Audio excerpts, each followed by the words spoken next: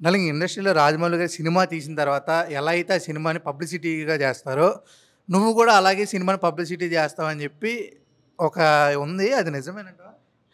మీరు రాజమౌళి గారితో కంపేర్ చేసి అంత సీన్ లేదండి నాకు. ఏదో నా నా సినిమా నేను ప్రమోట్ చేసుకోవాలి, పుష్ చేసుకోవాలని కాంటెంట్ చేస్తూ ఉంటా. ఏ ఫన్ అయితే ఆడియన్స్ అలా కోరుకుంటున్నారో ఆళ్ళకి ఫన్ అనిపిస్తేనే కదా జనాలు థియేటర్‌లోకి వచ్చేది.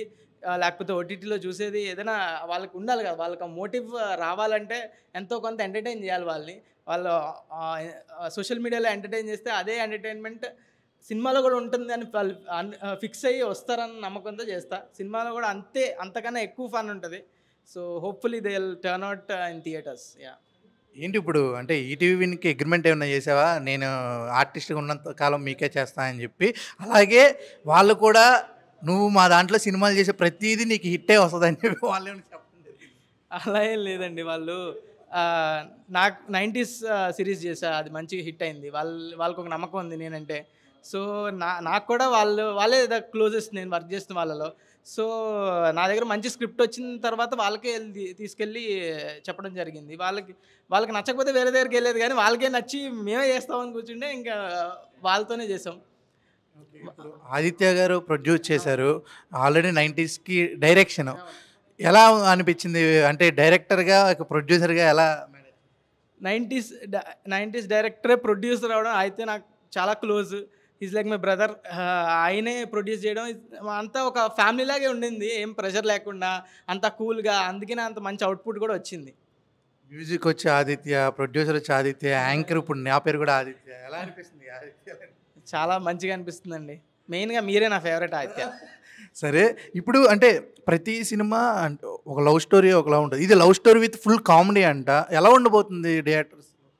థియేటర్స్‌లో వచ్చిన జనాలు పక్కా ఔట్ అండ్ ఔట్ ఎంటర్‌టైనర్ అండి. ఇది ఎంజాయ్ చేస్తారు చూసి. అందరూ వచ్చి చూడాలని కోరుకుంటున్నా. హీరోయిన్ గారి గురించి ఒక మాట అని చెప్పకపోతే ఎట్లా? శ్రీవాణి. హీరోయిన్ క్యారెక్టర్ కూడా అన్ని సినిమాల్లో హీరోయిన్ క్యారెక్టర్ అంటే సాఫ్ట్‌గా ఏం మాట్లాడకుండా అలా క్యూట్‌గా ఉంటారు. ఈ సినిమాలో హీరోయిన్ కూడా చిల్లర క్యారెక్టరే. ఇద్దరు చదువురానోళ్ళు స్టోరీ ఇది. యాహ్! ఓకే. ఎన్ని బాక్సులు మెయింటైన్ చేస్తారు రోజుకి అంటే ఏం చెప్తావు? 3 అండి. 3. Snacks, lunch, after lunch. నిజంగా అంటే నువ్వు సినిమాకి కాకుండా నార్మల్‌గా నిజంగానే నువ్వు ఇలా బాక్సులు గట్టా మెయింటైన్ చేసే క్యారెక్టరా? లేకపోతే గుడ్ బాయా? అంటే ఏం చెప్తావు? నేను బానే చదివాడినండి. కానీ చిల్లరోడినే. ఓకే. ఇప్పుడు అంటే ఈ 'లిటిల్ హార్ట్స్' అనేది ఒక లవ్ బిస్కెట్స్ ఉంటాయి. ఆల్రెడీ మనం 'వెంకటేష్' గారి మూవీలో చూసినప్పుడు. అలాంటివేమన్నా రీక్రియేట్ చేసావా నీ లైఫ్‌లో?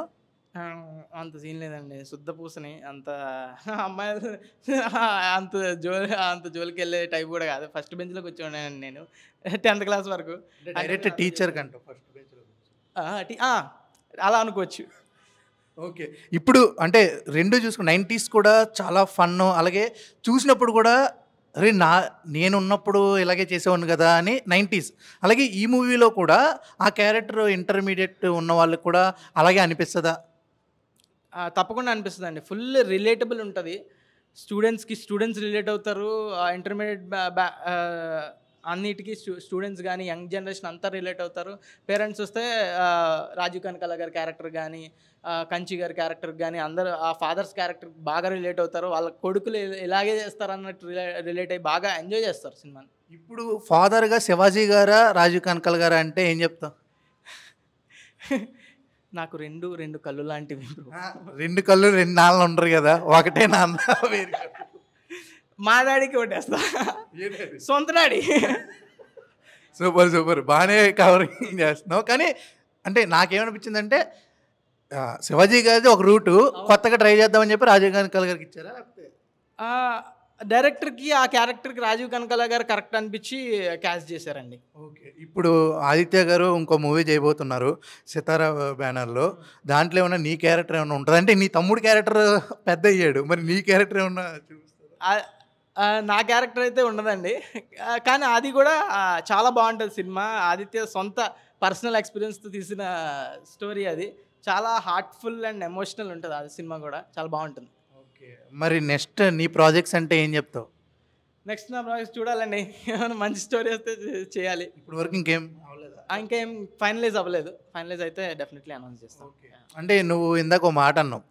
నేను ఒక మీమ్స్ ఎడిటర్‌గా ఎలా తీసుకున్న దగ్గర నుంచి ఇప్పుడు 70 ఎంఎంలో నువ్వు ఒక హీరో. నిన్ను చూసి ఒక టికెట్ తెగాలి. ఎలా అనిపిస్తుంది ఆ ఫీలింగ్? ఛాలెంజింగే. ఎందుకంటే ఓటీటీలో లేకపోతే సోషల్ మీడియాలో మీమ్స్ చూడడం, లేకపోతే ఓటీటీలో సిరీస్ చూడడం కన్నా ఒక మనిషి తనంతట తాను థియేటర్కి వచ్చి సినిమా చూడాలంటే ఈ పర్టికులర్ టైంలో చాలా కష్టం ఆ పర్సన్ తీసుకురావడం. సో అది తీసుకురావడానికి గల కంటెంట్ ఖచ్చితంగా ఉండాలి. ఈ కంటెంట్లో అది ఉందని నేను నమ్ముతూ ఈ సినిమా చేసాం.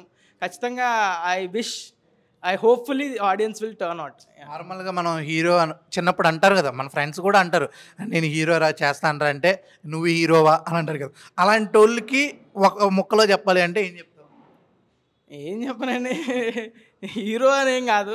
మంచి రోల్స్, మంచి యాక్టర్గా మంచి కథలు తీసుకొని వస్తా నాకు తగినంత లో.